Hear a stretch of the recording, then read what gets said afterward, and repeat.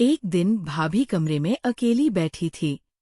सागर उनके सामने आया और बोला, भाभी, क्या आप मुझे शादी के बाद के बारे में सिखा सकती हैं? ये सुनते ही भाभी बहुत डर गई। उसने सागर की ओर देखा। वो अब समझ गई कि सागर उससे क्या चाहता है। वो सागर से कहती है कि वह उसकी भाभी है और ऐसा कुछ नहीं हो सकता। सागर सुनने के मूड में नहीं था। सागर ने भाभी को गले लगा लिया और बोला, भाभी, मुझे नहीं पता कि शादी के बाद रात को क्या करना है। आप मेरा मार्गदर्शन करें। भाभी का चेहरा सफेद पड़ गया। उन्होंने सागर को धक्का दिया और बोले, सागर, तुम क्या बात कर रहे हो? क्या तुम पागल हो? मैं तुम्हारी भाभी हूँ। फिर सागर चुपचाप बैठ गया और भाभी का हाथ पकड़कर बोला, भाभी प्लीज मेरी बात समझो। आपके अलावा मुझे ये बात कोई नहीं सिखा सकता। भाभी ने सोचा कि अब उन्हें इस स्थिति से निकलने के लिए कुछ करना चाहिए। उसने सागर से कहा, मैं तुम्हारे लिए कुछ नहीं कर सकती। मैं तुम्हारी भाभी हूँ। और वो जानती थी कि उन दोनों के बीच कुछ नहीं हो सकता, लेकिन सागर मानने के मूड में नहीं था। उसने बार बार भाभी से अनुरोध किया। भाभी ने खुद को संभाला और बोली, सागर, मैं तैयार हूँ, लेकिन। नमस्कार दोस्तों। सागर को अपनी भाभी के प्रति कुछ अनोखा आकर्षण महसूस हुआ। उसकी सुंदरता उसके लिए अद्वितीय थी। उसके काले रेशमी बाल, भावपूर्ण आंखें और उसकी मखमली त्वचा उसका दिल जीत लेती थी। भाभी ने भी सागर से अलग रिश्ता बना रखा था।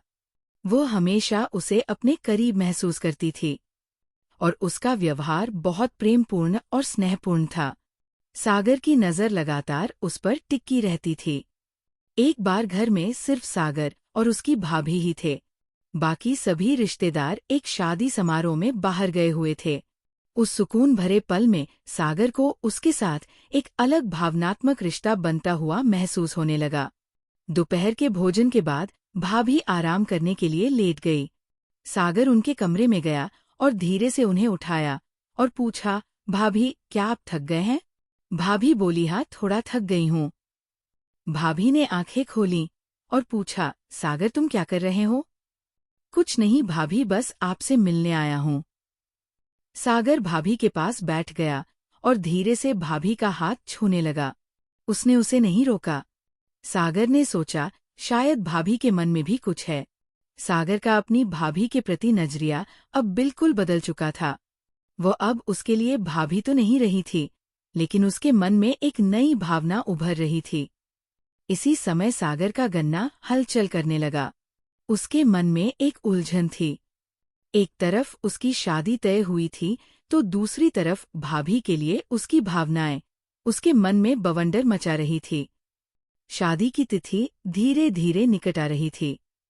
हर तरफ खुशी थी, लेकिन सागर एक अलग ही दुनिया में खोया हुआ था। रात को वो उठता और खिड़की से बाहर देखता रहता। उसके मन में कई सवाल थे और वह अपनी भावनाओं का जवाब ढूंढने में असमंजस में था। उसे समझ नहीं आ रहा था कि अब क्या करे। एक दिन भाभी कमरे में अकेली बैठी थी। सागर उनके सामने आया और बोला, भाभी, क्या आप मुझे शादी के बाद के बारे में सिखा सकती है? भाभी बहुत डर गई और उसने सागर की ओर देखा। वो समझ गई कि सागर उससे क्या उम्मीद करता है। उसने सागर से कहा कि वह उसकी भाभी है और ऐसा कुछ नहीं हो सकता। सागर सुनने के मूड में नहीं था। सागर ने भाभी को गले लगा लिया और बोला, भाभी, मुझे नहीं पता कि शादी के बाद रात को क्या करना है। आप मेरा मार्गदर्शन करें। भाभी का चेहरा बदल गया। उसने सागर को धक्का दिया और बोले, सागर, तुम क्या बात कर रहे हो? क्या तुम पागल हो? मैं तुम्हारी भाभी हूँ। फिर सागर चुपचाप बैठ गया और भाभी का हाथ पकड़कर बोला, भाभी प्लीज मेरी बात समझो। आपके अलावा मुझे ये बात कोई नहीं सिखा सकता। भाभी ने सोचा कि अब उन्हें इस स्थिति से निकलने के लिए कुछ करना चाहिए। उसने सागर से कहा, मैं तुम्हारे लिए कुछ नहीं कर सकती। वो जानती थी कि वो उसकी भाभी है और उन दोनों के बीच कुछ नहीं हो सकता, लेकिन सागर मानने के मूड में नहीं था। उसने बार बार भाभी से अनुरोध किया। भाभी ने खुद को संभाला और कहा, सागर, मैं तैयार हूँ। भाभी ने सागर की आंखों में आंखें डालकर उसकी तरफ देखा। उसने गहरी सांस ली और बोली, सागर, मैं तुम्हारे मन की बात समझती हूँ और मैं तुम्हें ये सब सिखाने के लिए तैयार हूँ। लेकिन रात को खाना खाने के बाद मैं तुम्हें सिखाऊंगी, तुम्हें अभी बहुत कुछ सीखना है। ये सुनकर सागर बहुत खुश हुआ। उसने भाभी को गले लगा लिया और बोला, भाभी आप बहुत अच्छी हो।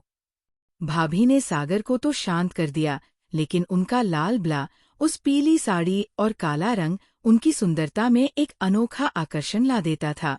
उसकी गोरी त्वचा और काली आंखें सागर को उसकी ओर आकर्षित करती थी। रात को भाभी सागर के कमरे में आई। उन्होंने सागर को बिस्तर पर लेटा दिया।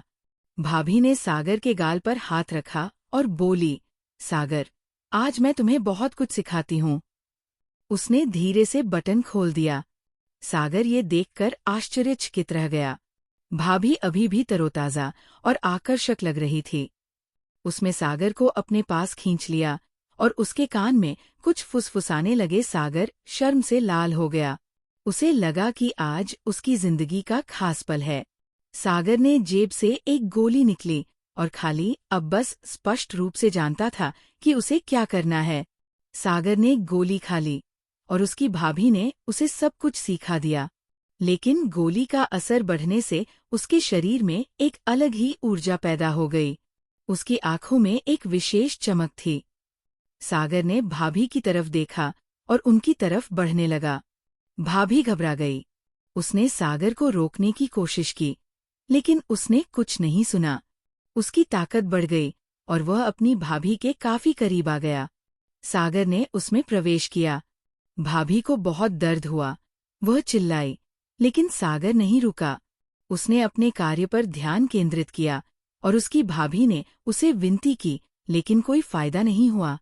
आखिरकार सागर के शरीर की ऊर्जा खत्म हो गई और वह थककर अपनी भाभी पर गिर पड़ा।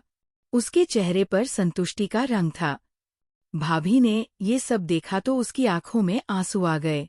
कुछ देर बाद सागर को होश आ गया। उसने इधर उधर देखा तो उसकी भाभी उसके बगल में सो रही थी। वह अपने किए पर शर्मिंदा था। उसे एहसास हुआ कि उसने क्या किया है। सागर उठ बैठा और भाभी को जगाया। सागर ने उसे गले लगाया और माफी मांगी।